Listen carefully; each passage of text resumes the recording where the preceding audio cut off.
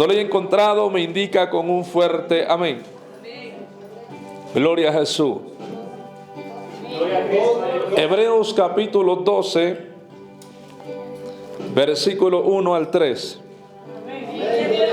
Le damos lectura todos unidos a una sola voz. La palabra de Dios se lee de la siguiente manera: para la gloria del Padre, para la gloria del Hijo y para la gloria de su Santo Espíritu. Su pueblo dice: amén. Por tanto, nosotros también, teniendo alrededor nuestro tan grande nube de testigos, despojémonos de todo peso y del pecado que nos asedia, y corramos con paciencia la carrera que tenemos por delante, puestos los ojos en Jesús, el autor y consumador de la fe, el cual por el gozo puesto delante, él sufrió la cruz, menospreciando el oprobio, y se sentó a la diestra del trono de Dios. Considerad aquel que sufrió tal contradicción de pecadores contra sí mismo, para que vuestro ánimo no se canse hasta desmayar. Aleluya. Ocupe su lugar en esta hermosa hora, siéntase cómodo, nomás no se duerma. Gloria a Jesús. Mientras yo hablo la infalible palabra de Dios, usted tiene la libertad de glorificar ese nombre que es sobre todo nombre, el nombre poderoso de nuestro Señor Jesucristo. Aleluya. Quiero hablar la infalible palabra de Dios bajo un tema en esta hermosa noche. Gloria al Señor. Y quiero hablar bajo el tema mirando como un discípulo. Ese es el tema de esta hermosa hora. Mirando como un discípulo. Dios, usando la vida del apóstol, el autor de los Hebreos, habla, amados hermanos, y nos hace ver el panorama de lo que sufrió Cristo para redimirnos del pecado. Sin lugar a duda, el autor de los Hebreos está hablando del sufrimiento de Jesucristo en la cruz del Calvario. Amados hermanos, pero en la antesala de este capítulo, aleluya, pronuncia y dice: por tanto nosotros también, teniendo alrededor nuestro tan grande nube de testigos, despojémonos de todo peso y del pecado. Dice: y del pecado que nos asedia, y corramos con paciencia la carrera que tenemos por delante, puestos los ojos en Jesús, el autor y consumador de la fe, el cual por el gozo puesto delante de él sufrió la cruz, menospreciando el oprobio, y se sentó a la diestra del trono de Dios. Considerad aquel que sufrió tal contradicción de pecadores contra sí mismo, para que vuestro ánimo no se canse hasta desmayar. Amados, Dios, usando la vida del autor de los Hebreos, está hablando al pueblo en general y les hace ver la importancia de ver a Cristo. El autor en el versículo 2 del capítulo 12 de Hebreos dice: puesto los ojos en Jesús, el autor y consumador de la fe. ¿Quién es el autor, hermano? ¿O a quién se considera como autor? A alguien que ha creado algo y principiado algo. Gloria al Señor para siempre. Jesús es el autor y consumador de la fe, dice la Escritura. O sea, es el que la trajo, el que la evidenció, el que la principió, y también es el que la culminó con su muerte expiatoria en la cruz del Calvario. Amados hermanos, pero el tema de esta hora es mirando como discípulo. Como un discípulo. Si yo les pregunto a ustedes en esta noche, a los que ya tienen a Cristo en sus corazones, ¿ustedes qué se consideran que son? ¿Cristianos o discípulos? Aleluya. Tenemos a muchos cristianos en la era moderna, pero a muy pocos discípulos. Amados hermanos, y hay un grave problema porque el cristiano no ve a Cristo. El cristiano ve todo lo que se mueve a su alrededor, pero el discípulo ve a su maestro.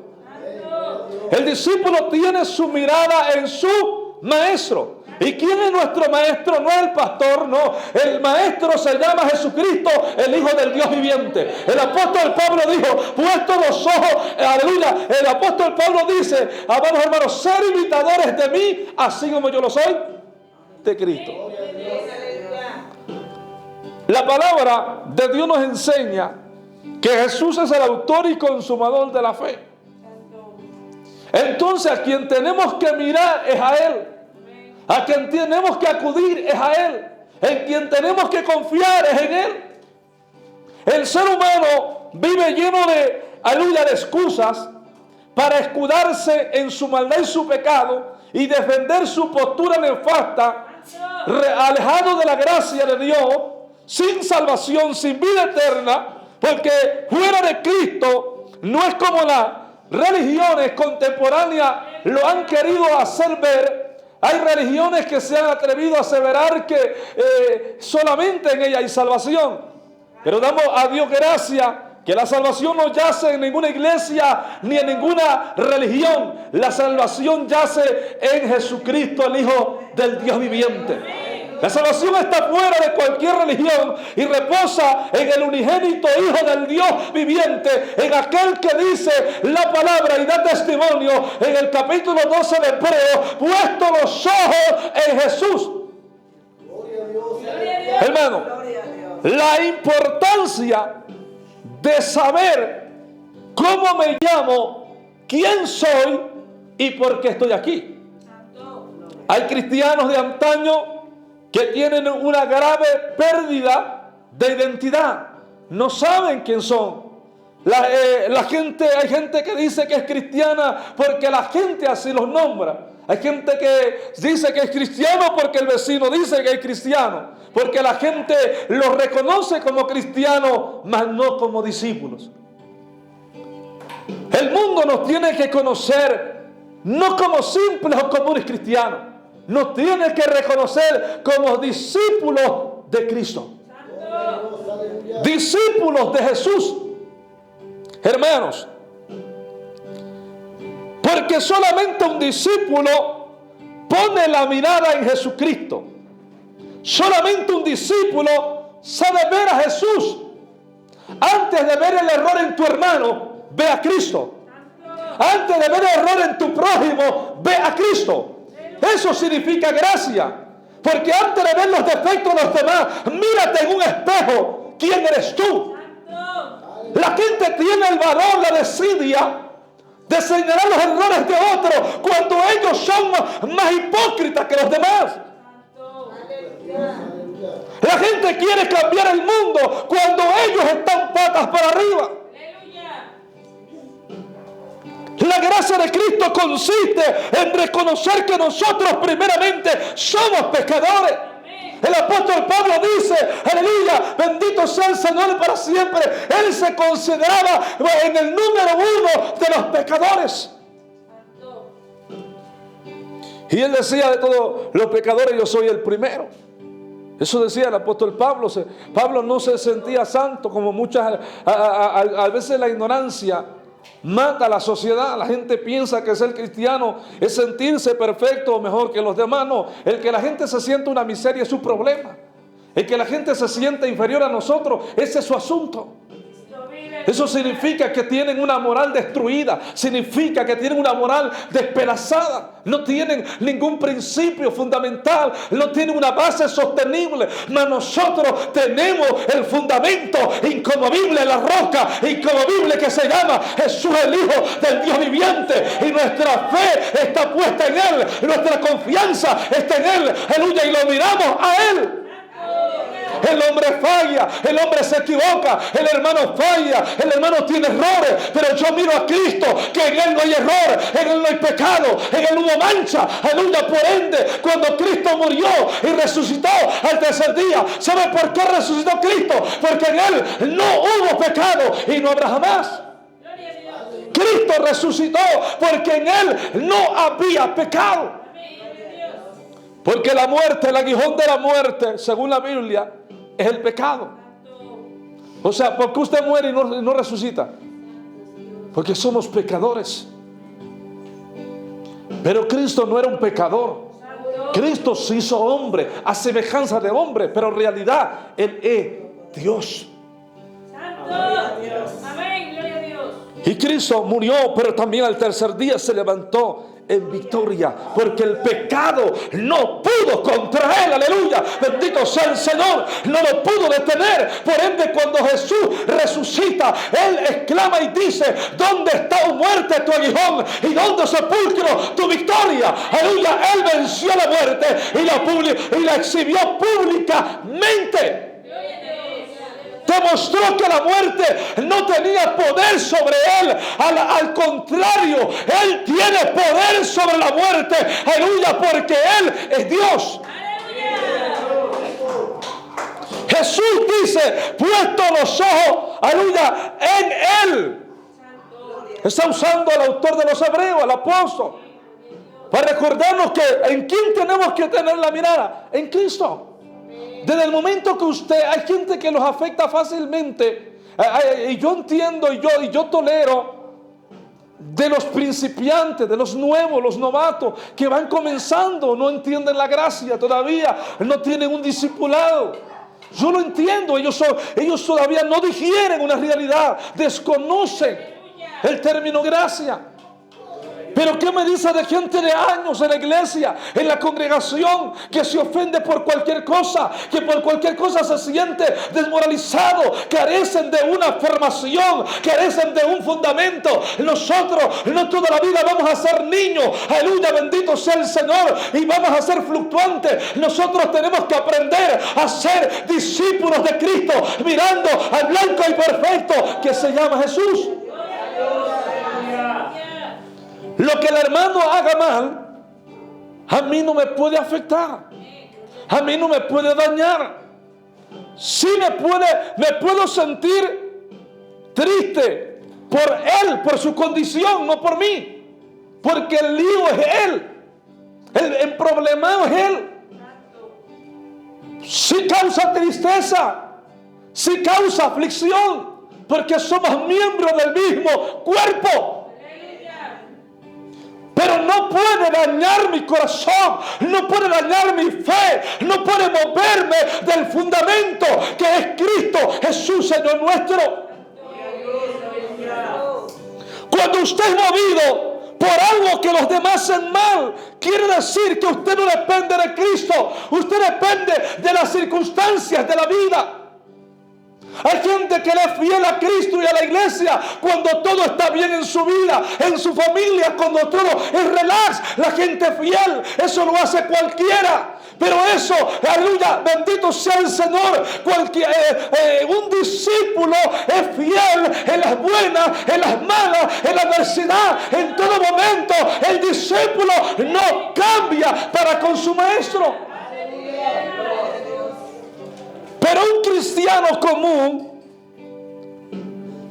es voluble, es fluctuante, porque él no sabe qué significa ser discípulo.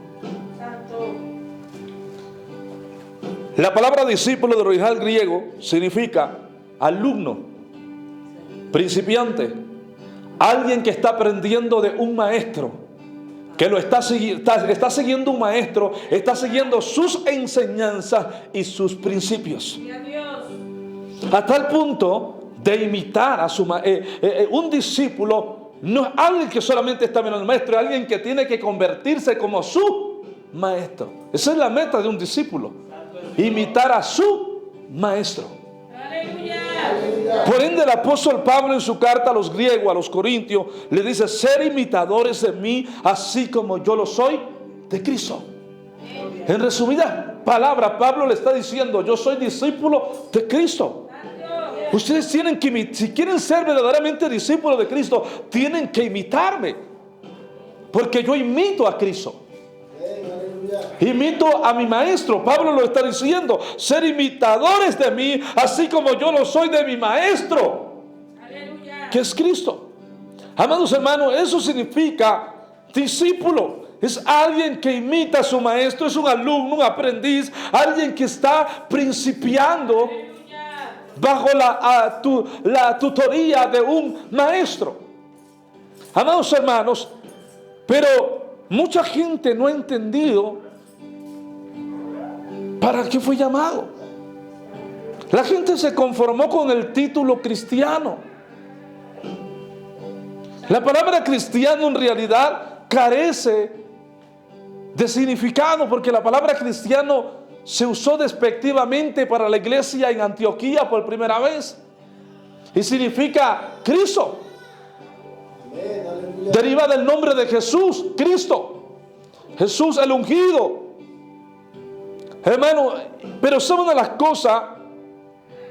La gran comisión en Mateo 28, Jesús dice: id y hacer discípulos a las naciones, bautizándolos en el nombre del Padre, del Hijo y del Espíritu Santo.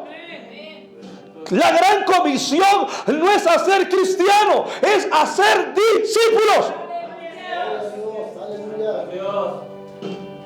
Porque un cristiano, escúchame, un cristiano puede creer en Cristo, sí. Tiene lo básico del evangelio. Un cristiano es un creyente, sí cree, pero él no sabe de responsabilidades, obligaciones, compromisos. Él no sabe de trabajo, de servicio. Él no sabe de eso. Él simplemente cree en la gracia, cree que hay un Dios en el cielo, como lo hace cualquier pecador. Hay gente allá en el mundo que cree que hay un Dios en el cielo. Lo cree, pero de ahí no pasa. El discípulo demuestra con hechos que cree. Porque en sí creer no es un concepto. Creer es una acción. El que cree se mueve en base a lo que cree. Los discípulos predicaron a Cristo hasta la muerte. ¿Por qué? Porque creyeron en Él. Los discípulos perdonaron a sus enemigos. ¿Por qué? Porque Cristo les mandó amar a su prójimo, a sus adversarios. ¿Por qué? Porque creyeron en Él. Jesús nos está mandando a través de su palabra en Hebreos 12 a que dejemos de mirar a donde no tenemos que mirar y que lo miremos a Él. Cuando tú miras al hombre, siempre vas a encontrar errores, porque nosotros somos seres defectuosos. Por naturaleza venimos de una raza caída. Hay errores en nosotros como humanos mortales, pero por eso somos salvos por gracia. Si la gente que no conoce la palabra de Dios tiene un concepto equivocado, erróneo, y piensa que ser cristiano es ser perfecto. Y quiere entender a un querubín con alas, a un serafín con alas aquí. No han entendido el evangelio de la gracia de Cristo. Porque las religiones lo que hacen, atan cargas pesadas sobre los hombros de la gente y le hacen creer que por sus muchas obras van a heredar el reino de Cristo, cuando no han entendido que esto es por gracia. No es por obra, para que nadie se vanaglorie, para que nadie se jacte la boca. Es por la gracia mediante la fe en Jesucristo. La palabra gracia significa un favor o un regalo inmerecido. Es algo que nosotros no nos merecemos. Es como cuando usted le regala a alguien que ha sido malvado con usted y usted le da un obsequio. ¿Sabe cómo se llama? Usted le dio algo por gracia. El regalo que le está dando no es por lo que él es, no es por lo bueno que sea. No, se lo dio por lo bueno que hay en usted, no en la persona. En usted. Dios, viendo que éramos malos, pecadores, Él nos regaló su misericordia, nos dio salvación, vida eterna, su perdón.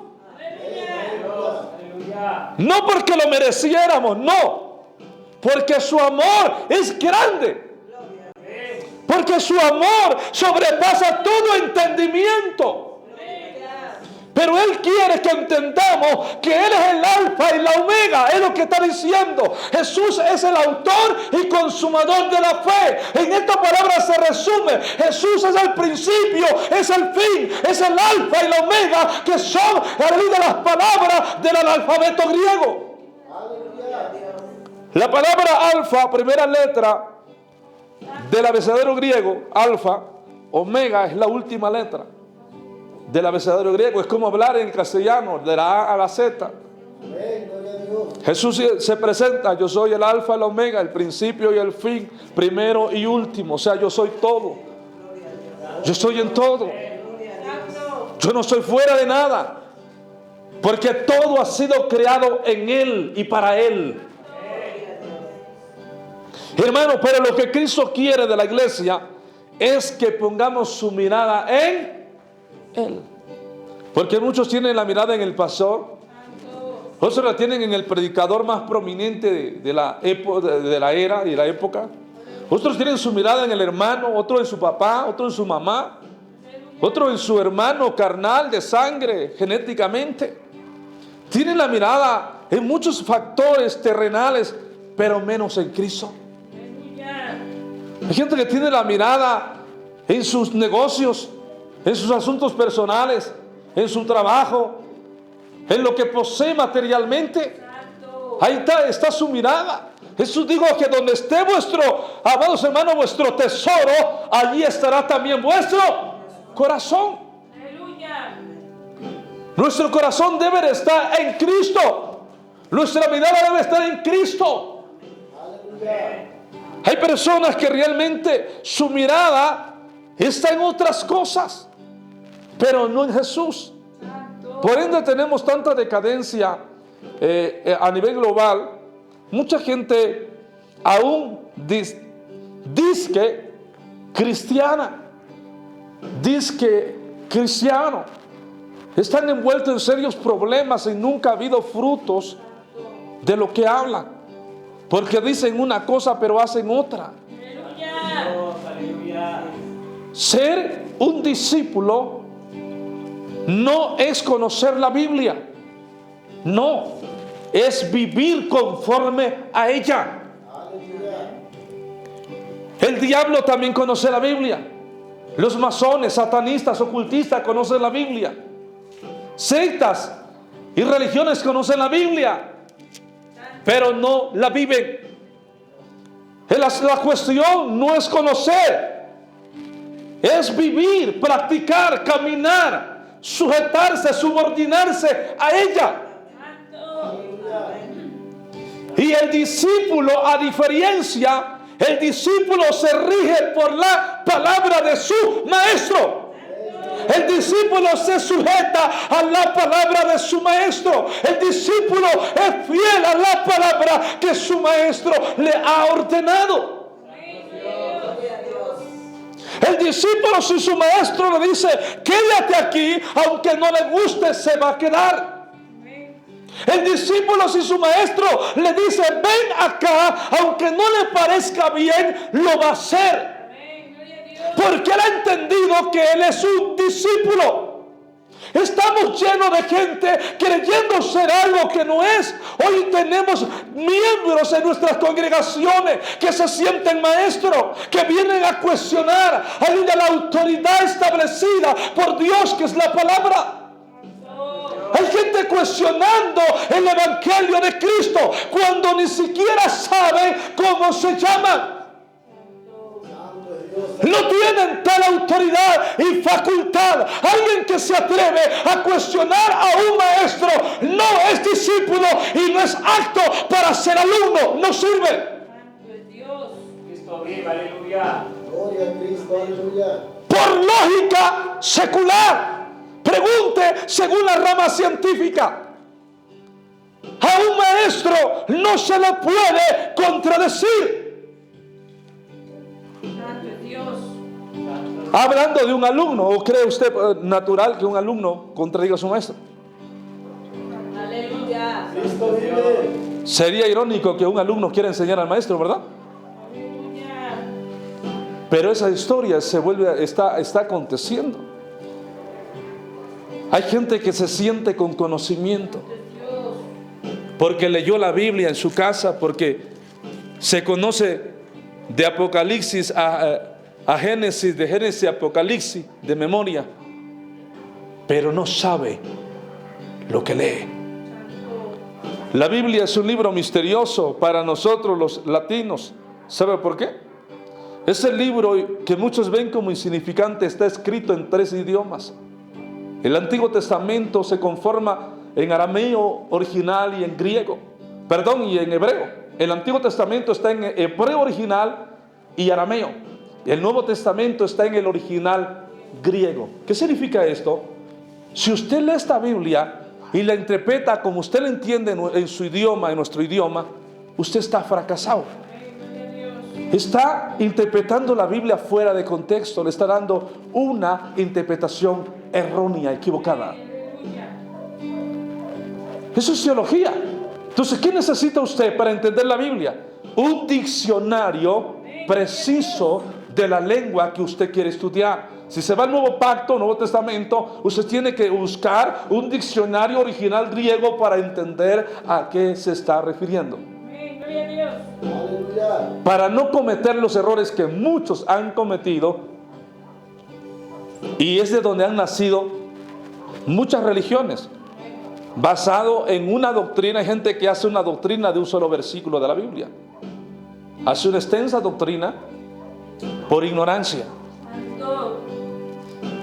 porque hay gente que cree saber cuando no sabe nada realmente.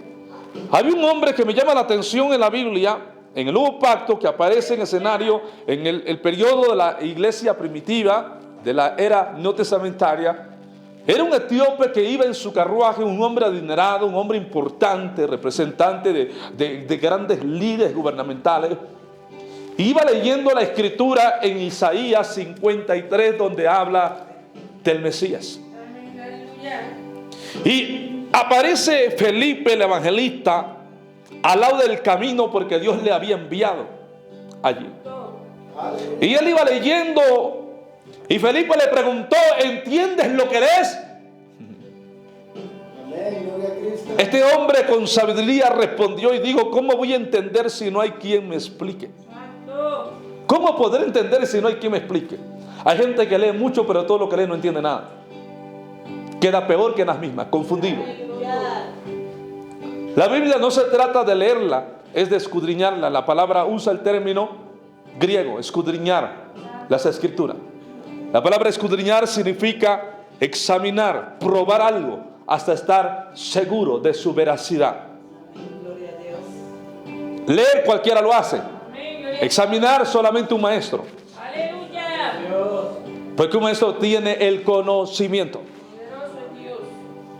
y va a examinar aquello, si es real o no lo es.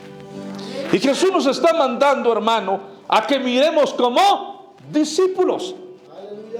Cuando usted ve los errores de los demás, pero no ve lo suyo, usted no llega ni a primo hermano mío. Porque hay gente que dice: yo también soy hermano, pero ¿de quién?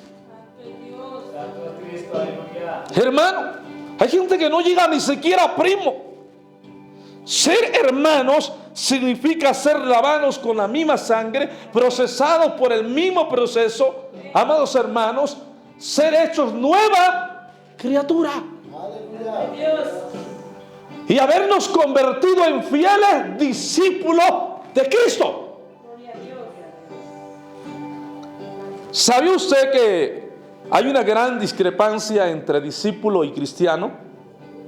Y que por la gran discrepancia que hay entre discípulo y cristiano, no se pueden llamar hermanos. Una cosa es que se sienta hermano y otra cosa es que lo sea. ¿Qué es lo que nos convierte en hermanos? ¿Se ha preguntado usted? En el Evangelio de la Gracia, ¿qué es lo que nos convierte en hermano? Es ser hijo del mismo Padre. Amén, gloria al Señor, aleluya. ¿Verdad? Pero ¿sabía usted que la adopción que nosotros recibimos es condicionada? Dios dice: yo te adopto como mi hijo, siempre y cuando honres mi nombre y guardes mi palabra. Santo es Dios. Si no lo haces, te voy a disciplinar, te voy a castigar, porque eso dice la Biblia. Hay gente que dice Dios lo castiga. Aténgase. La Biblia está llena de disciplina. No hay libro más exacto que tenga leyes tan estrictas y disciplinarias que la Biblia. Los grandes gobiernos lo han reconocido. Las leyes de dónde salieron, de dónde han salido la mayoría de leyes, no las contemporáneas, porque ahora están saliendo leyes baratas que son contrarias a los principios y fundamentos.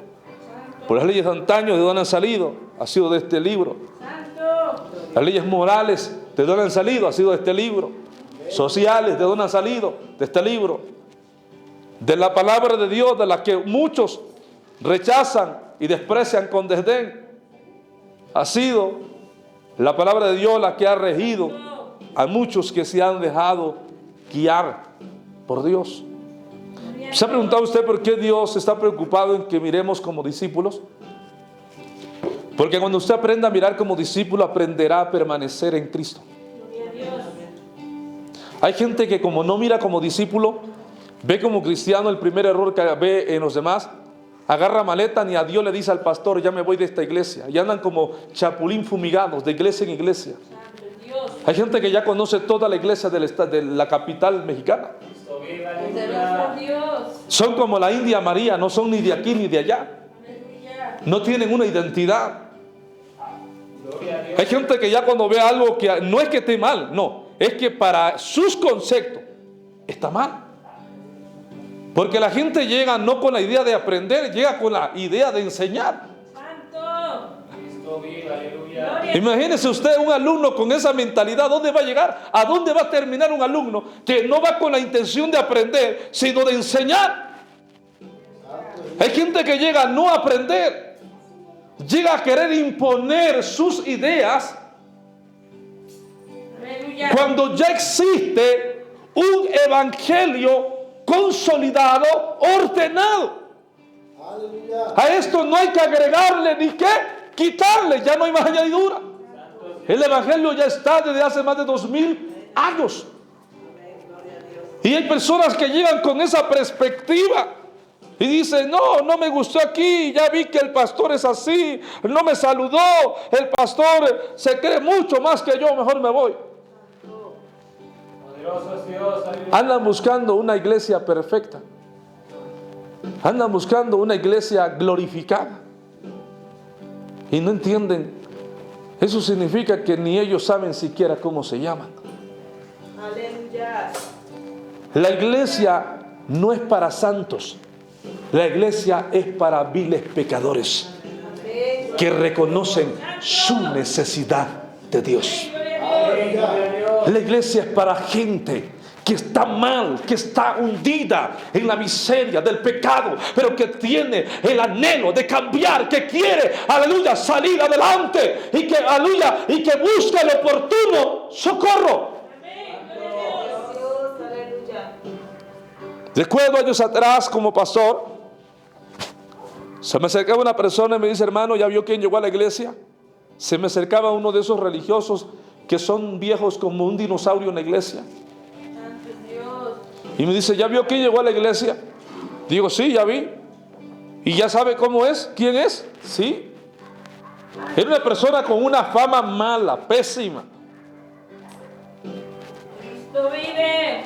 Hay gente que se escandaliza, religiosos quieren meter a santos a la iglesia. ¿Cómo van a cambiar si usted le está cerrando la puerta? Yo me alegro y me gozo que llegó. Gloria a Dios que está aquí. Dios puede cambiarlo, Dios puede tocarlo. Dios puede hacer algo. No impida que entre al reino de los cielos. No seamos estorbo para aquellos que tienen la intención, porque hay gente que sí quiere cambiar, que sí quiere soltar el pecado, pero no puede por sí misma, pero busca ayuda. Hermanos, por ende, si viene un borracho, que venga el borracho. Gloria a Dios. Cristo le quiere ayudar.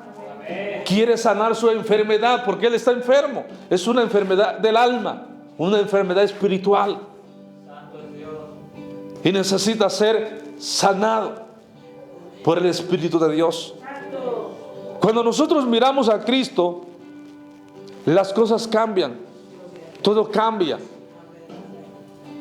¿Por qué muchas iglesias son inestables? Hoy está llena y a la siguiente está vacía. Porque tenemos cristianos fluctuantes. La palabra fluctuante es alguien que hoy está muy firme, muy alegre, muy contento, con mucha fe. Pero pasó una semana, un mes y el diablo le dio un chamarrión, le dio una sacudida, una revolcada y ya cambió de parecer. Ya quiere dejarlo todo. Ser cristiano es estar dispuesto a recibir lo que sea necesario. Aleluya. Hermanos, pero como el cristiano tiene una mentalidad limitada, el cristiano está acostumbrado, el cristiano dice: yo recibo hasta donde yo aguante. Y al primer chamarrión aguantó. Pero el discípulo tiene una formación. El discípulo dice: seré fiel hasta la muerte.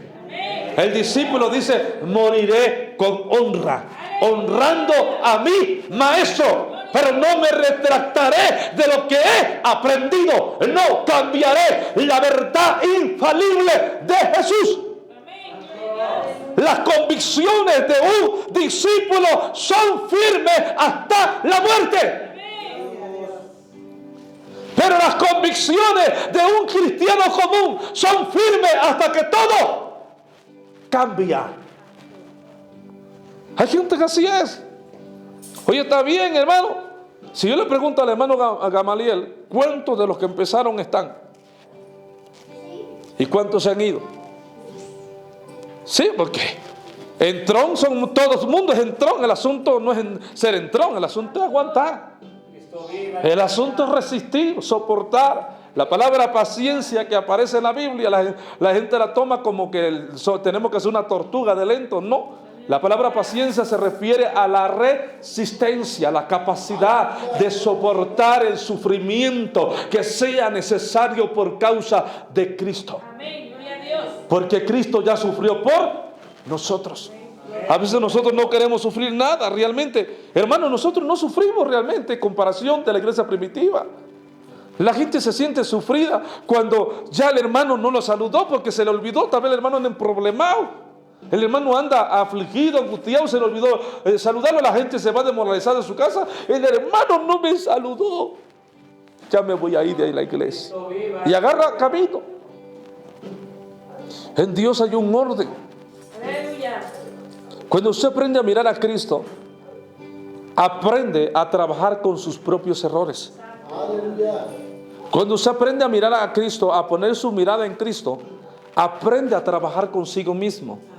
No tiene tiempo para estar mirando lo que hacen los demás. Aleluya. ¿Sabe cuándo usted vive viendo la vida ajena? Cuando usted no ve a Cristo. Pero cuando usted ve a Cristo, usted se ve en un espejo. Cada día que me levanto como ministro, yo me veo en un espejo y veo mis defectos, mis errores. ¿Y voy a dónde? Al monte. Señor, esto que está en mí, ni a mí me agrada. Cámbialo. Señor, cambia esta área de mi vida, cambia esta área de mi ser, cambia mi forma, mi carácter, cambia cosas en mí que necesitan ser procesadas, moldeadas. Yo quiero parecerme más a ti porque eso que hay en mí no me permite parecerme del todo a ti. Mi meta es parecerme a ti. ¿Sabía usted que el verdadero discípulo tiene que lograr tener la mente de Cristo? Mirar con los ojos de Cristo. Y ahí es la gran diferencia. ¿Cómo se logra esto? Es honrando al maestro, y si tú lo honras, él te va a dar ese privilegio. Él va a poner en ti su Santo Espíritu. Es lo que la gente no entiende. El que tiene al Espíritu de Dios No piensa con su mente propia. Ahora piensa con la mente de Cristo. Gloria a Dios. Ya no ve con sus propios ojos. Ahora ve con los ojos de Cristo. ¿Sabían ustedes eso? Todo cambia el panorama porque ya no es Él, es el Espíritu de Dios en Él. Amados hermanos, pero ¿a quién le confía Dios su Santo Espíritu?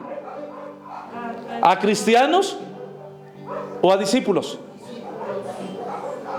¿Verdad? Mucha gente lleva años y no ha recibido al Espíritu.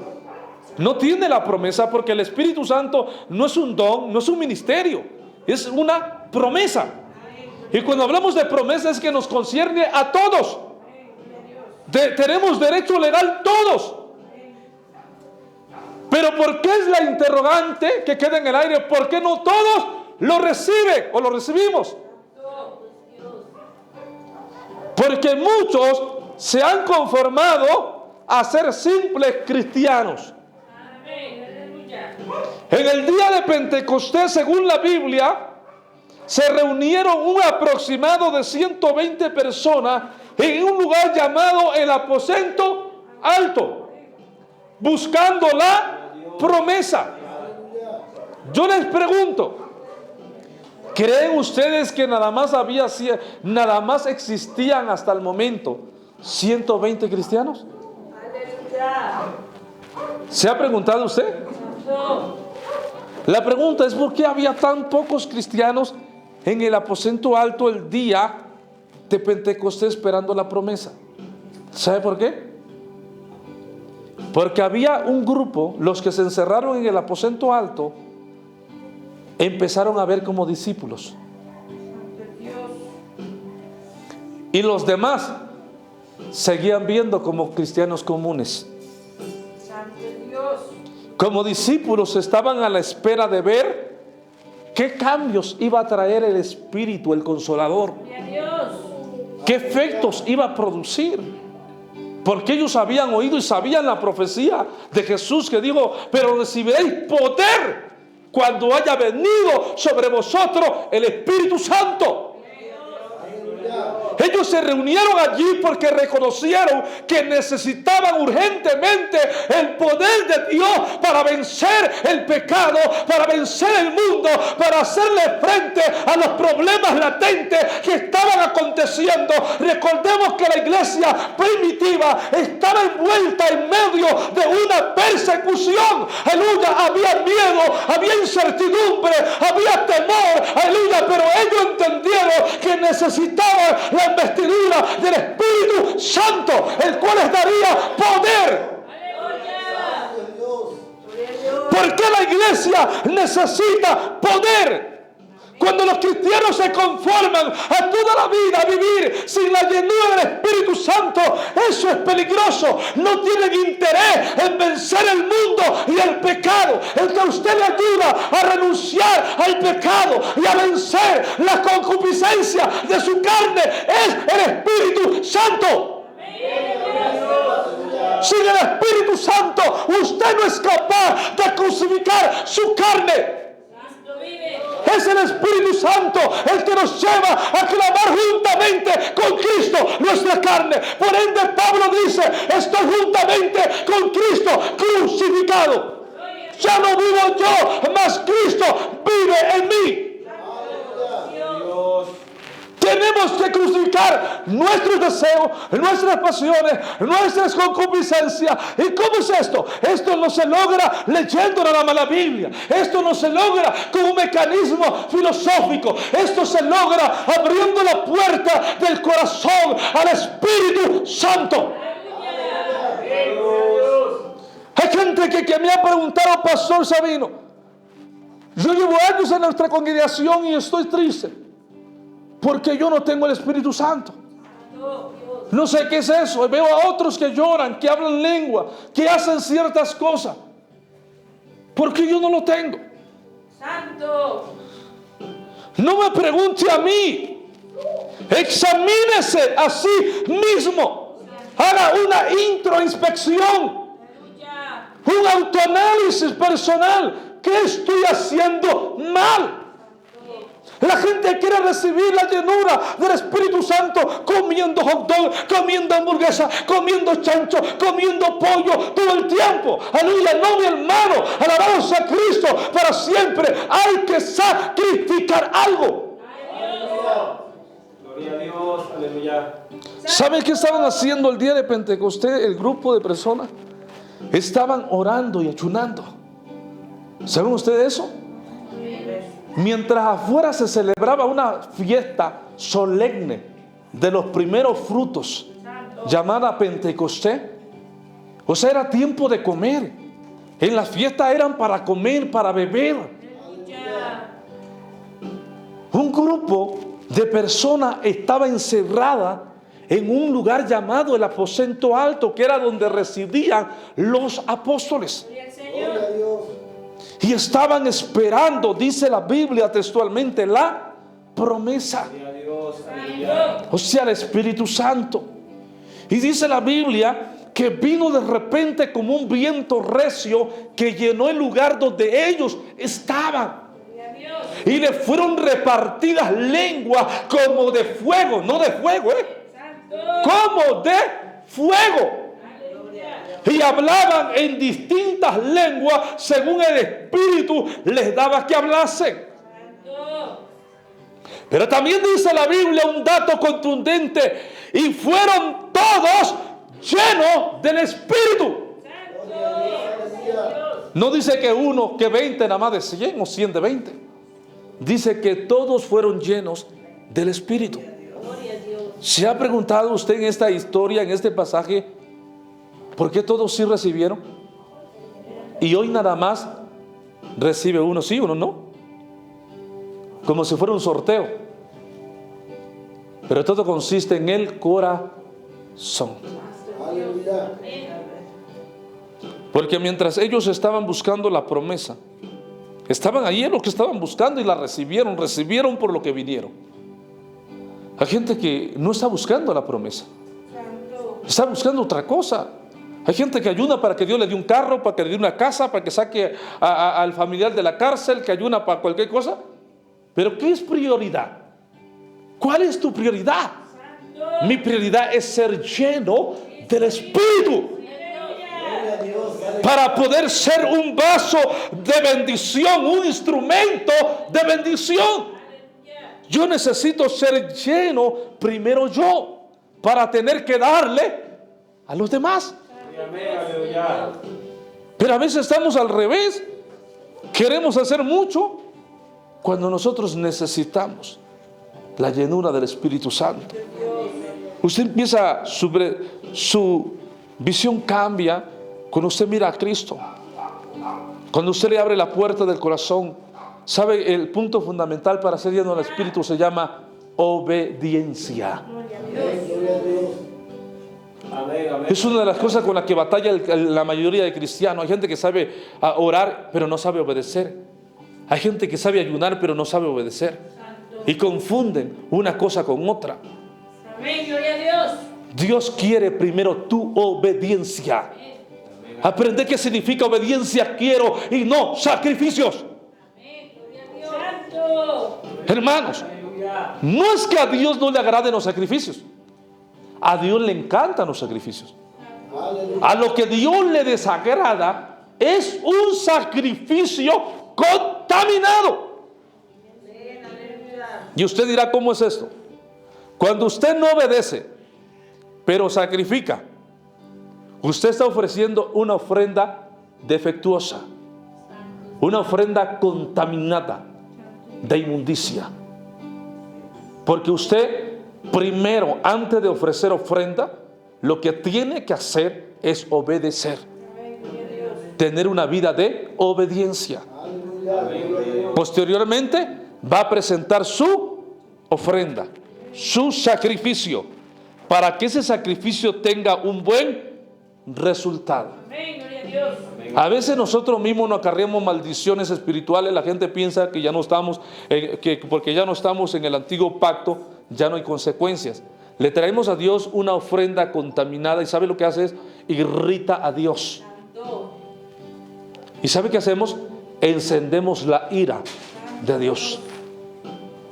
¿Por qué? Porque a veces no es que no sepamos, a veces sí sabemos, pero nos hacemos los desentendidos, como que no pasa nada. Sí, hay gente peleada, y así viene de hipócrita y dice, hermano, voy a ayunar, estoy en ofrenda. ¿Qué nivel de ignorancia? Jesús dijo, si tú vienes al altar y estando en el altar y traes tu ofrenda al altar y te acuerdas que tienes algo contra tu hermano o con tu hermano, ¿qué dice? Deja allí tu ofrenda, deja tu hipocresía y vete a reconciliar, a arreglar cuentas con tu hermano, y luego vienes y presentas tu ofrenda. Pero hoy los papeles se han invertido. Primero vienen a presentar ofrenda. ¿Y sabe para qué presentan ofrenda? Señor, ayúdame con este problema que tengo con mi hermano. No, Dios no te va a ayudar, porque hay cosas que te conciernen a ti. A Dios le concierne lo que tú no puedes hacer. A Dios le concierne lo que no está a tu alcance, a tu capacidad. Pero hay cosas que te conciernen a ti. A veces nos hacemos cristianos vagos, flojos, que queremos que Dios haga todo. Yo he dicho, hermano, y por un momento a nosotros nos habían metido esa ideología al principio del caminar en Cristo, pero escudriñando la Escritura, con el paso del tiempo descubrimos cuán grande error y aberración. Hay gente que todo lo quiere resolver orando. Hay gente que dice, Señor, cambia a mi esposo orando. Primero cambia tu actitud. Hay gente que dice que cambia como si todo cayera. Señor, danos plata. ¿Y por qué no trabajamos?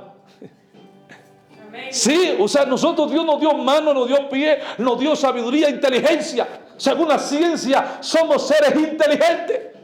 Según la ciencia, escucha bien, somos seres inteligentes. Y sí, o sea, en eso no erra, porque Dios nos hizo seres inteligentes. Pero si hay una cosa, que hay una distancia entre inteligencia y sabiduría. En Dios ya no somos solo seres inteligentes. En Dios somos sabios. Porque reposa en nosotros la sabiduría de Dios. Y el inteligente sabe cómo salir de una catástrofe. Pero el sabio sabe cómo evitar una catástrofe. Los inteligentes, los gobiernos son inteligentes. Tienen plan para salir de una catástrofe, de una emergencia, ¿verdad? Cuando hay una inundación, como ahora que vivimos allá en el estado de Veracruz, las afectaciones de las aguas actualmente, las contingencias, hay un plan del gobierno gubernamental de cómo salir, cómo ayudar a la gente a superar esa situación. Pero lo que no tienen en los gobiernos es un plan cómo evitar esa situación. Porque no está a su posibilidad, a sus alcances, ¿verdad? Hermano, pero en Dios nos da la sabiduría no para salir de los problemas, es para evitar los problemas. Por eso Salomón dice en Proverbio, el sabio ve el mal, ¿y qué dice? Y lo espera a brazo abierto. Ve el mal y se aparta. Mas el simple, el ingenuo, el ignorante, en resumidas palabras, va y lo recibe. ¿Verdad, mi hermano? Dios nos da sabiduría, capacidades, pero ¿sabe? Tenemos que aprenderlo a ver por eso dice, puesto los ojos en Jesús, el autor consumador de la fe. Él sufrió el oprobio, fue humillado, fue escarnecido por tus pecados, por los míos, no le importó. Por causa de nuestras rebeliones y pecados fue molido, lo humillaron, murió como criminal, fue maldito por nuestros errores, por nuestros pecados. ¿Sabe por qué? ¿Saben ustedes que era en la época de Jesús, era símbolo de maldición morir colgado en un madero? El que moría colgado en un madero era maldito. Por eso la Biblia dice que fue hecho maldición por nuestros pecados. Porque lo colgaron en un madero siendo inocente, siendo santo, puro, limpio, sin mancha, sin arruga. El Cordero de Dios inmolado en la cruz del Calvario. Fue hecho maldición por nuestra causa, para darnos a nosotros vida. ¿Sabe para qué murió Él? Para que lo veas a Él, para que camines en Él, para que andes en Él, para que no pierdas de vista a Jesús. El hermano te puede fallar. ¿Por qué Dios no quiere que mires a los demás y lo mires a Él? Porque el humano es mortal, todos somos creación. ¿Se usted? Yo pasé de ser una creación a ser un hijo de Dios. La gente tiene un concepto equivocado, la gente piensa que todos somos hijos de Dios. No, hijo de Dios no es cualquier guachihuachi o cualquier come tortilla. Hijo de Dios es el que hace la voluntad de mi Padre que está en los cielos, dijo Jesús.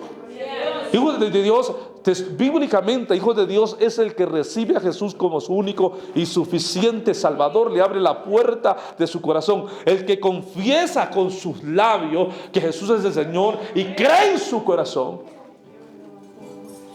¿verdad? Él se enfila a ser hijos de Dios. Desde que nacemos todos somos creación de Dios.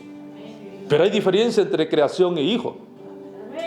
Yo antes era creación de Dios, mas ya no soy creación nada más. Ahora soy hijo de Dios. Hijo legítimo, no bastardo, comprado a precio de sangre en la cruz del Calvario. Mi hermano, y hay garantía, ser hijo. Pero ser hijo significa ser obediente, sumiso. Miremos a Cristo, hermanos. Miremos a Cristo. Dejemos de ver. Este pasaje tiene algo que ver en conexión con lo que Jesús dijo en Mateo. Tú que ves la paja del ojo de tu hermano, el ojo ajeno, ¿por qué no sacas primero la viga que hay en el tuyo? ¿A qué se refería Jesús? No es que Jesús quiera que la gente viva así, engañada, cometiendo errores. No. Jesús se estaba refiriendo y que muchas veces todos tenemos errores.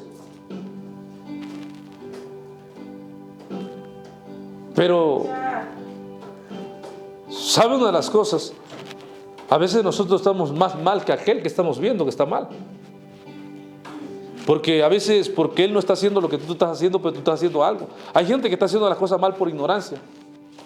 Pero hay otros que la están haciendo y no son ignorantes, saben bien. Y ya entienden de la palabra y están haciendo las cosas mal. ¿Quién tiene mayor pecado? Pregunto yo.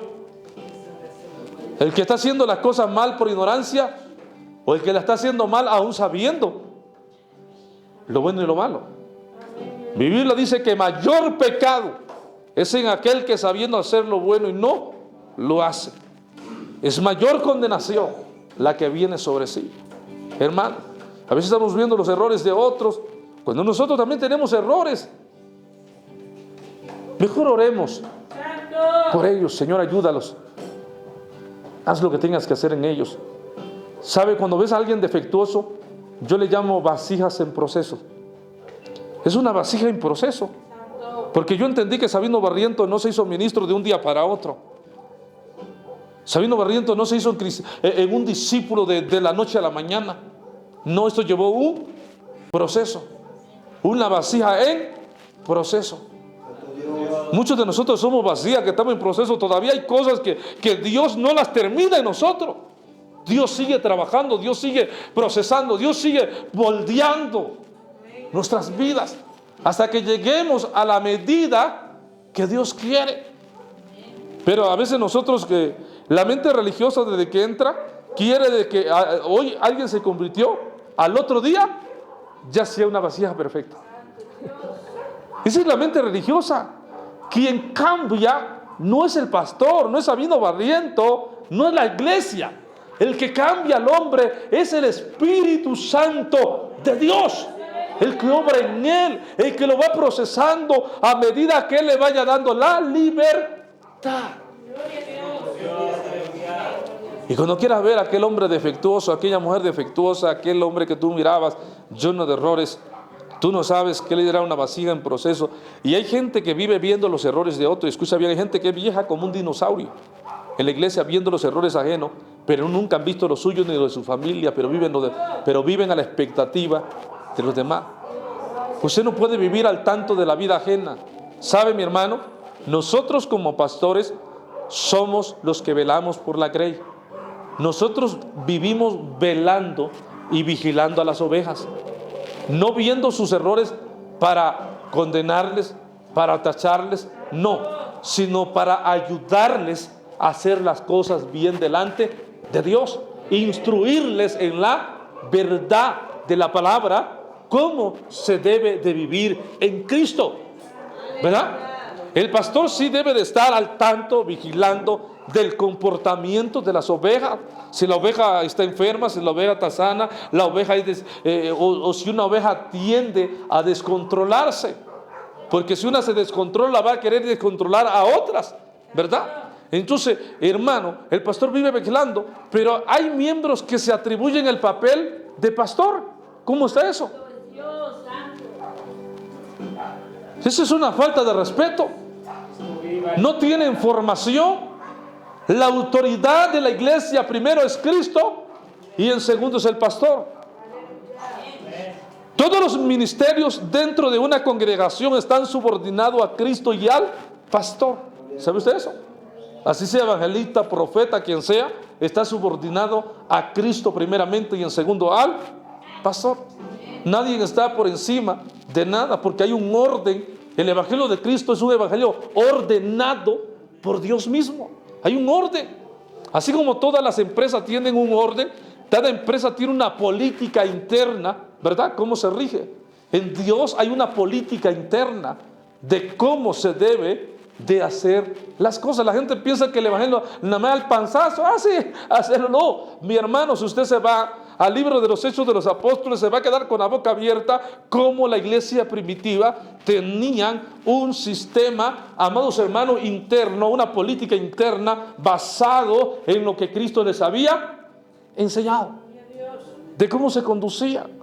Hermanos, hay personas que se atribuyen papeles que no les conciernen, miembros que se atribuyen papeles que no les conciernen.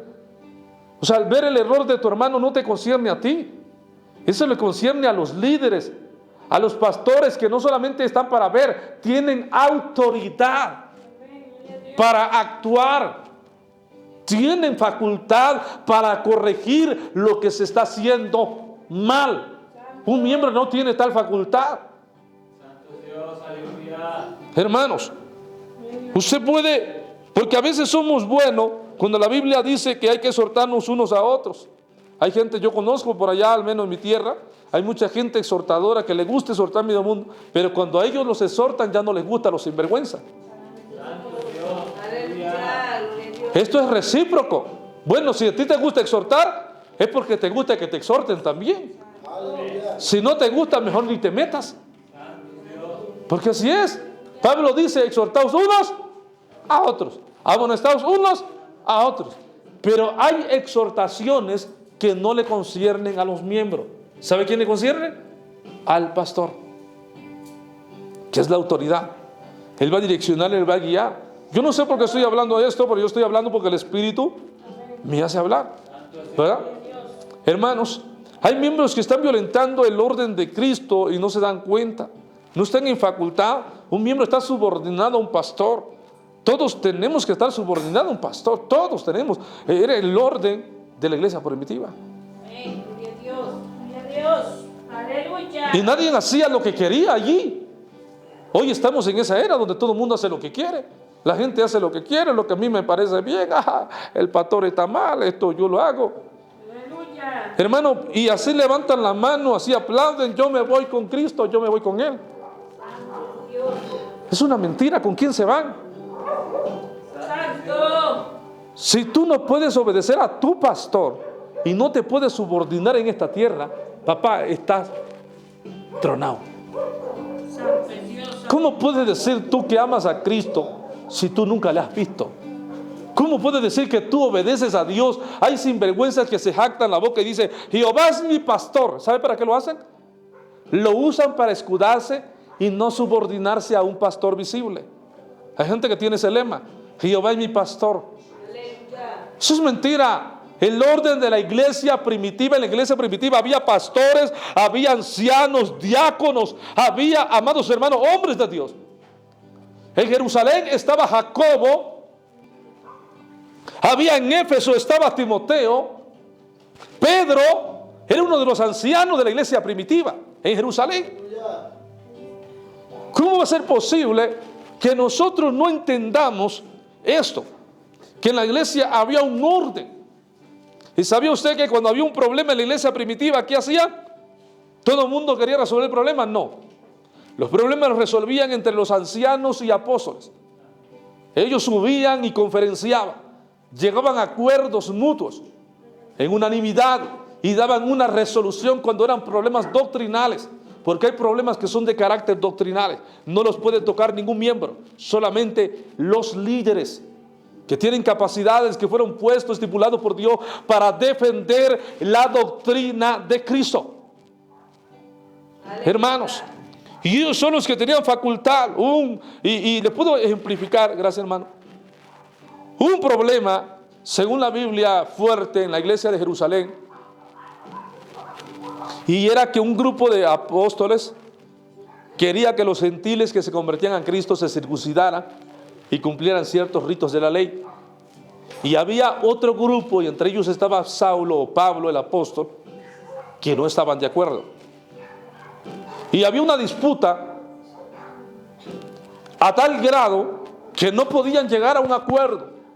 Entonces se convocó a una asamblea a los ancianos y apóstoles, y tuvieron que subir todos a Jerusalén, a donde iban a tratar el punto, porque era de carácter doctrinal. Y cuando hay un problema en la doctrina, hay un problema en tu salvación. ¿Sabía usted que la salvación del cristiano yace en la doctrina de Cristo? Es la doctrina la que salva. Es la doctrina la que da vida. Si la doctrina está mal, todo está mal. Si la doctrina está corrompida, todo está corrompido. Que no le vengan, que no le cuenten, que no le engañen, es la doctrina. Si usted llega a errar en esta palabra, papá, dice el peruano, está frito y con agua. ¿Por qué? Porque es la doctrina la que nos va a dar el acceso al cielo. Aleluya. Si nosotros cambiamos la doctrina, lo cambiamos todo. Amén, aleluya. Hermanos, por eso a mí sí me preocupa cuando hay problemas doctrinales. Debe de ser escandaloso, preocupante, porque hay cosas que son tolerantes cuando son errores morales, cuando son errores de otra índole, pero cuando son errores doctrinales, algo muy grave y muy serio, porque está en juego no solamente la salvación de una persona, sino de una iglesia o un concilio completo. Está en juego su salvación.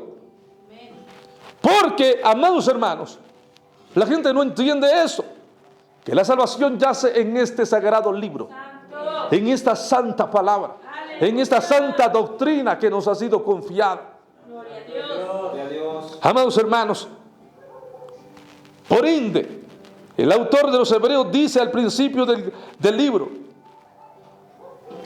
¿cómo escaparemos nosotros si desatendemos, si descuidamos Vive, aleluya. a una salvación tan grande? Gloria a Dios. La salvación es algo grande, hermano. Es algo grande que nos ha sido confiado Santo. y tenemos que cuidarlo. Cristo Tenemos que vive. cuidarla. Si usted no cuida lo suyo, ¿quién lo va a cuidar? Estamos esperanzados que otros cuiden lo nuestro, hermano. Hay gente que cuida lo ajeno mucho, pero no cuida lo suyo. Aleluya. No puede ser así. Nosotros como cristianos tenemos que ser enseñados primero a cuidar lo nuestro, Santo. la casa, ¿verdad? Hay gente que su casa la tiene en pata para arriba y en otro lado. Nos convertimos en candil de la calle y oscuridad de la casa. Santo es Dios.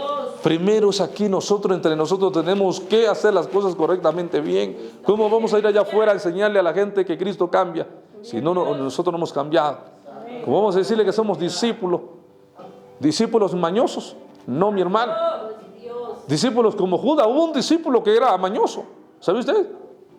Cristo vive. Un apóstol y discípulo Aleluya. que estaba señalado, estaba profetizado de él, el que iba a entregar al maestro. ¿Sabía usted de que Judas, aparte de ser apóstol, también era tesorero? Era tesorero. ¿Y sabe qué? Traía el morralito de las ofrendas, pero a él le gustaba la uña, dicen por acá, ¿verdad? Santo Dios. Cristo vive. Le gustaba robar a Judas, Santo. hermanos. ¿Y sabe cómo terminó Judas? ¿Por qué? Si usted analiza el trasfondo, Judas no fue solamente y traicionó al maestro, no lo traicionó nomás.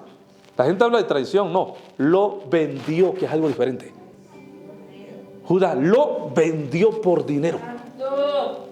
porque su corazón estaba corrompido. Había avaricia, ambición al dinero. Cuando en alguien hay ambición, hermano, escucha bien, cuando en alguien dentro de la iglesia hay avaricia, corrupción, es capaz de lo que usted no tiene idea.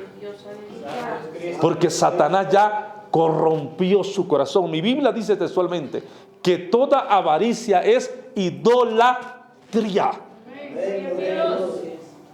Idolatría. Hay gente cristiana que ha hecho estragos, hermano. Por avaricia se pelean con el pastor. Por ambición hay gente que anda al tanto de las ofrendas. Ni el pastor sabe de la tesorería. Y ellos andan al tanto investigando. Si hay dinero o no hay dinero. Cuánto hay, cuánto entra, cuánto no sale. Poderoso es Dios. Que viven peleando por el dinero. Hermano, las ofrendas son para el trabajo en la obra de Dios. Amén. Hay gente que no le gusta que se agarre la ofrenda o la tesorería cuando se va a trabajar en la obra. Entonces, ¿cómo se va a trabajar? El dinero no tapa lujo, ¿verdad? Como dice un hermano, eso no es televisión para estarlo viendo. Ya.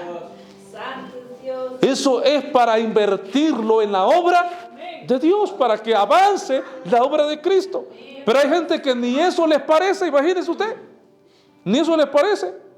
Nunca están de acuerdo cuando algo se hace. Si se va a hacer el aniversario, si se va a hacer la oración, que para qué tanto gasto innecesario. No vive. Y sabe que tiene una mentalidad como la de Judas.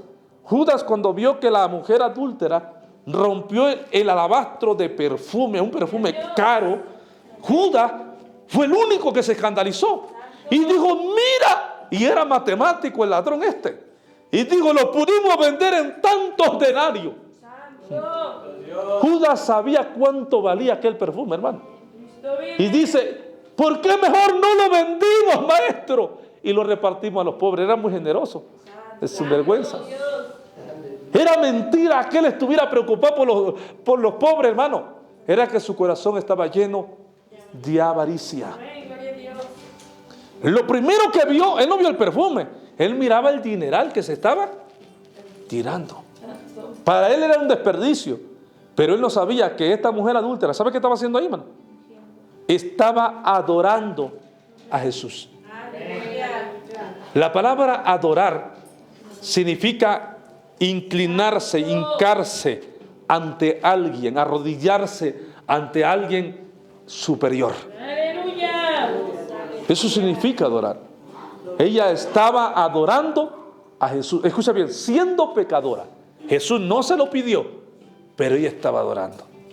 Hay gente en nuestras congregaciones que no anda como esta mujer adúltera, pero no sabe lo que es adorar. La adoración nace del alma, del corazón. La adoración es genuina. Esta mujer estaba profundamente arrepentida de su maldad, su pecado.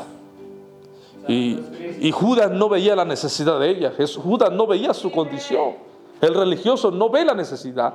El religioso no ve la condición de la gente, su dolor, su aflicción. Él está inmerado en sus ideas.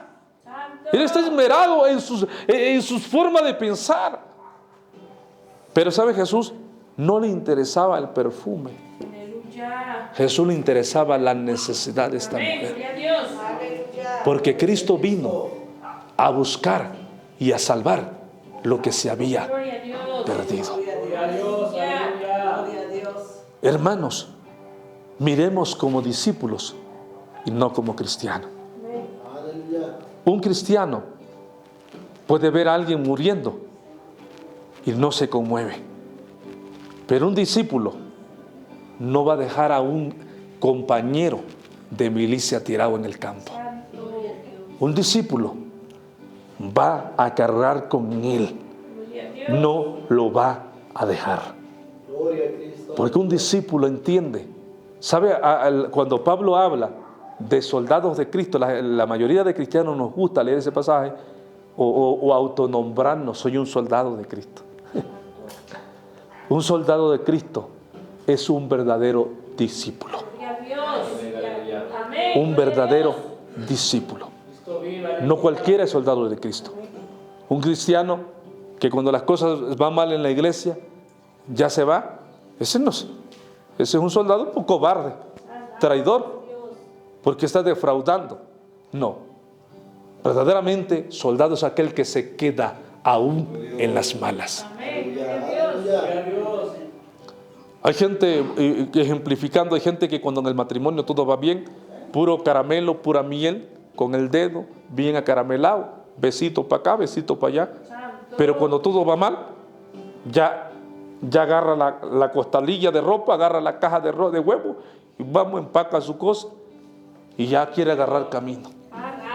Poderoso es Dios.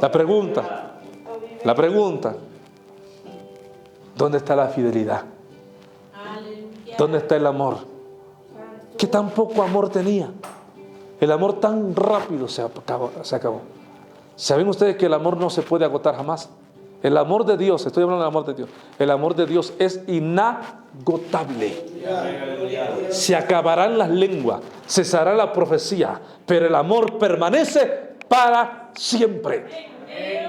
El amor. Hermanos, necesitamos el amor de Dios. Necesitamos ver como discípulos.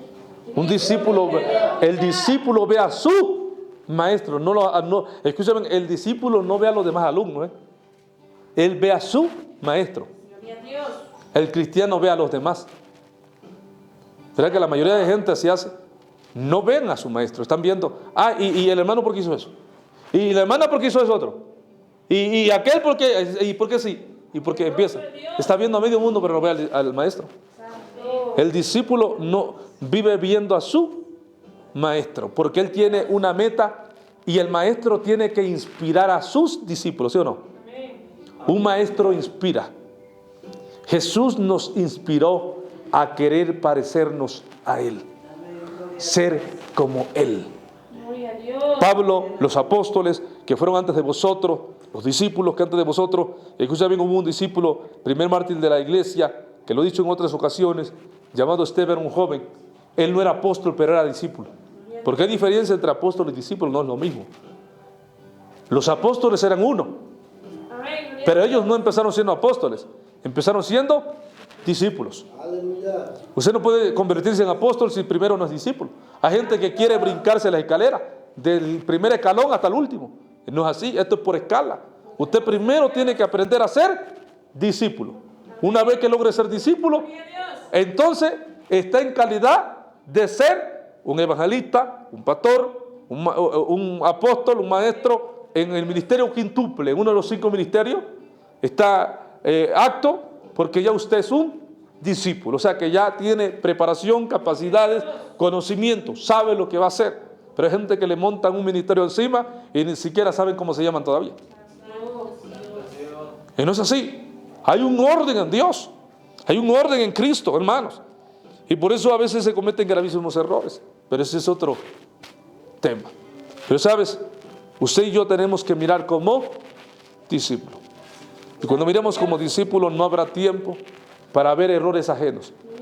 Vivimos trabajando con nuestros errores. La verdad, yo vivo muy ocupado con mi vida personal.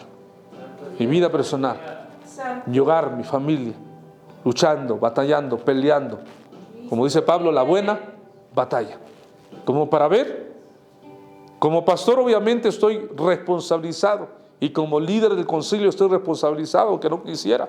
Me hablan, hermano, pasa esto, hermano, lo otro, hermano, por acá, hermano, por allá. Y tengo que escuchar a los colaboradores, a los pastores. Yo tengo que escucharlos, tengo que orientarlos, tengo que aconsejarlos, tengo que darles palabras de ánimo, palabras de aliento.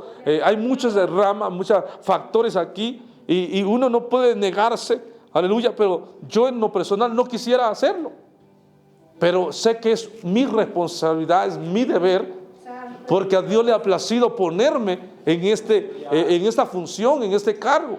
No es algo que yo le haya pedido, no es algo que yo haya buscado, es algo que Él lo ha traído a mi vida por su gracia y su misericordia.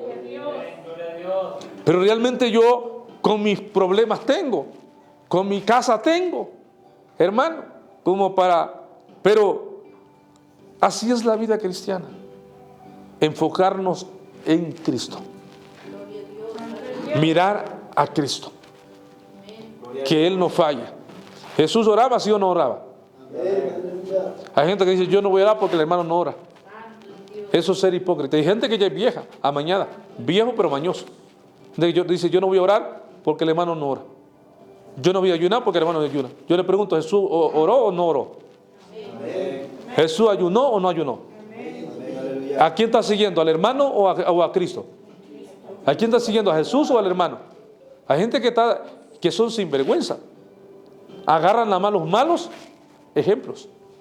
Nada más agarran de los malos testimonios. Pero lo bueno no lo agarran. Porque a veces hay orgullo en el corazón. La gente orgullosa es lo que sabe hacer. Se escuda de los errores. Cristo vive, aleluya. Para no reconocer él. ¿Sabe y lo triste es que no se escuda en los errores, no los suyos, en los errores de los demás? Esa gente aspira a no ser nada en la vida y a nunca llegar a ninguna parte. Poderoso en Dios. Todo alumno y buen alumno aspira a hacer algo en la vida cuando él agacha su cabeza y reconoce que es pecador, que necesita urgentemente la gracia de Cristo y que necesita ser instruido en la verdad, que reconoce su condición, que no sabe pero quiere aprender, que no entiende pero quiere saber. O sea, tiene la intención y está dispuesto a ser instruido por Dios. Está dispuesto. Yo no le voy a casar más en esta noche. Yo sé que ustedes, yo creo la mayoría saben, conocen, entienden la palabra de Dios. Estamos en la recta final, estamos en el último tiempo. Y es tiempo de que la iglesia despierte y se dé cuenta que no puede vivir así. Es tiempo de mirar al blanco y perfecto que se llama Jesús. Es tiempo de mirar al cielo, mirar las sazones de los tiempos, que vuestra redención está cerca, está a las puertas. Así que, mis hermanos, vamos a preocuparnos poniendo la mirada en Cristo. Cuando el diablo, ¿sabe quién es el que te pone a mirar a los hermanos? ¿Es Dios? ¿Sabe quién es el que nos hace mirar los errores de los demás? ¿Es Dios? No. Es Satanás induciendo nuestra carne. Porque Satanás opera en la carne. Él no puede operar más allá, él opera en la carne. Induce nuestra carne a hacer cosas contrarias a la voluntad de Dios. Aleluya. ¿Pero por qué? Porque nosotros se lo permitimos. Cuando usted empieza a orar, a someter su carne, a orar, a ayunar, aunque el diablo quiera inducirla, no va a poder. Porque usted está sometiendo su carne, la está sometiendo a morir. Porque la carne tiene que debilitarse. El ayuno es para eso. ¿Sabían ustedes que el ayuno es para quebrantar la carne, para que la carne pierda fuerza y el espíritu tome el dominio? Aleluya. Por eso gente que no ayuna, yo he dicho, lo sabemos de antaño, gente que no ayuna no me diga que anda en el espíritu. Anda más en la carne que la carnicería de la esquina. ¿Por qué, hermano? Porque no ayuna. Y es guiado por sus concupiscencias. O sea, la palabra concupiscencia es deseos carnales. Sus deseos. Hay gente que hace lo que en su carne se le antoja. Es como a la carne se le antoja una Coca-Cola, me la voy a echar. ¿A quién se le antojó? A la carne, ¿verdad? La carne le gusta. Así, entonces, cuando nosotros andamos en la carne, todo lo que se le antoja a la carne, el problema es de andar en la carne es que tú no puedes hacerle frente. Si a la carne se le antoja algo, aunque sea contrario a la voluntad de Dios, aunque tú no lo quieras hacer, lo vas a terminar haciendo. ¿Sabe por qué? Porque tú no tienes control ya. Porque la carne te ha dominado. Te ha dominado. Y para eso es necesario vivir una vida sosegadamente, en oración, para que no entréis en tentación. Para eso es la oración. Jesús dijo, orar sin cesar en Lucas. Orar sin cesar, ¿para qué? Para que tengan unción, para que echen humo por la boca y fuego. Porque muchos pareciera que así interpretan la Biblia. No, digo, orar sin cesar para que no entres en tentación. Cuando tú vives una vida de oración, el enemigo no te podrá tentar. Y si viene, no lo va a lograr. Como a Cristo. Cristo oraba, Cristo ayunaba. Cada vez que terminaba de predicar, se iba al monte, se iba al desierto, se iba para allá, se iba para acá a orar, aparte, a solas. Pasaba noches orando, enteras horas orando.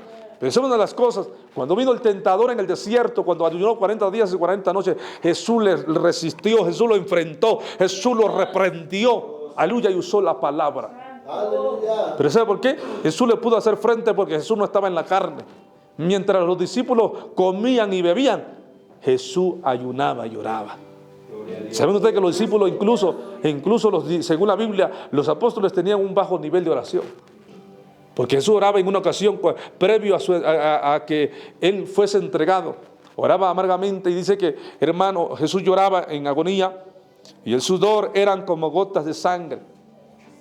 Y dice que Él oraba y iba a ver a los discípulos donde estaban durmiendo. Y miraba que seguían durmiendo y volvía a orar y los volvía a ver.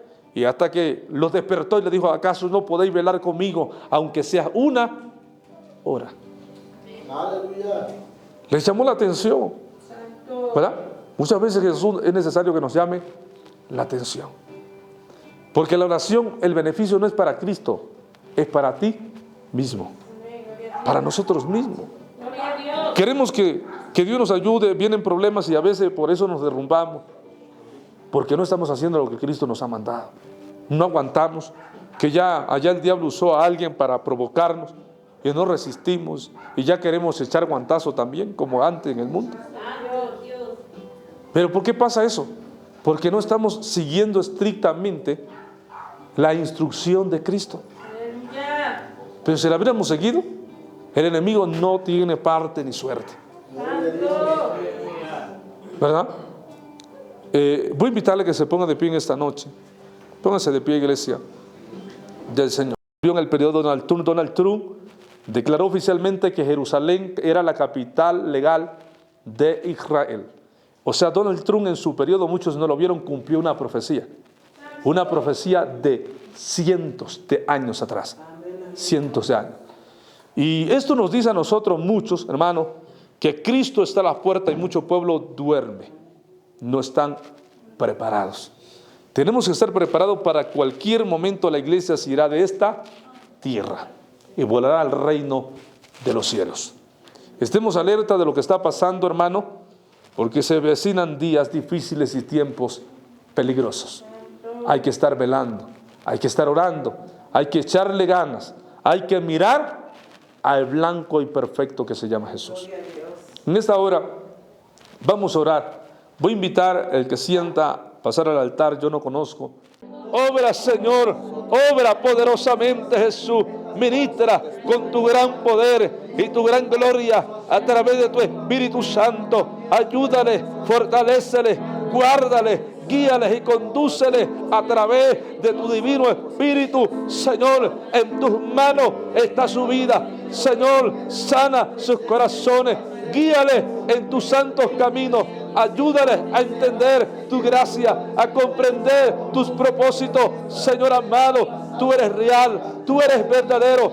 Ministra, Jesús, tómales en tus manos. Sabemos que lo que está en tus manos, nadie te lo arrebatará. Bendito Dios, en ese nombre que es sobre todo nombre. Obra, Espíritu Santo, ministra, Espíritu de Dios.